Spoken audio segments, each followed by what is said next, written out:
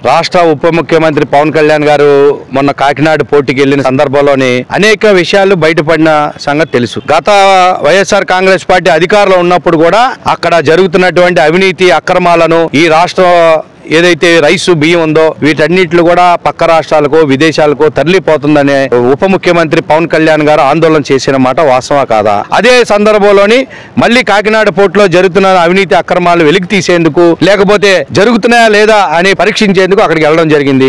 కొన్ని విషయాలు బయటపడడం జరిగింది. దానికి అడ్డుకట్టేసే ప్రయత్నం రాష్ట్ర ప్రభుత్వం తరఫున తీసుకుంటారు.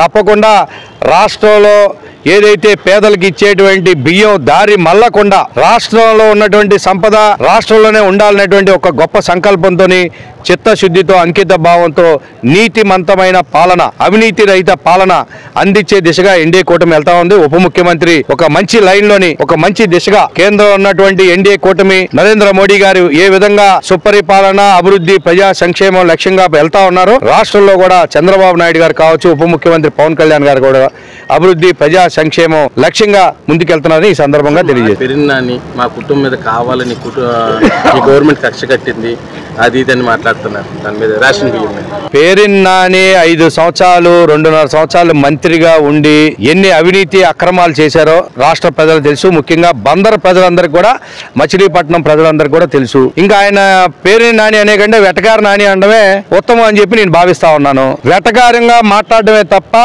సమస్య మీద ఏదైనా స్పష్టంగా మాట్లాడిన సందర్భం ఉందా? ఒక సమస్య లేవనెత్తిన సందర్భంలో దాని గురించి మాట్లాడకుండా వేరే వేరే అంశాలు మాట్లాడి సమస్యని దారి మళ్లించిన సందర్భాలు ఎన్నో ఉన్నాయి. ప్రజలు బుద్ధి చెప్పారు, నిన్ను ఇంట్లో కూర్చోబెట్టారు. నువ్వు చేసిన అవినీతి అక్రమాలు నీ కొడుకుతో ఏమేమి అక్రమాలు చేసావు ఎక్కడెక్కడ అవినీతికి పాల్పడ్డావో అన్నీ ఉన్నాయి. తప్పకుండా పేరు నాని గారు కూడా అన్నిటికీ సమాధానం చెప్పాలి, లెక్కలు తీయాలి, లెక్కలు అప్పచెప్పాలి. ప్రజలకి ప్రజాధనం ప్రజల వద్ద చేరే లక్ష్యంగా ఎన్డీఏ కూటమి పనిచేయబోతా ఉంది, పనిచేస్తుంది. ఈ సందర్భంగా తెలియజేసుకుంటాం.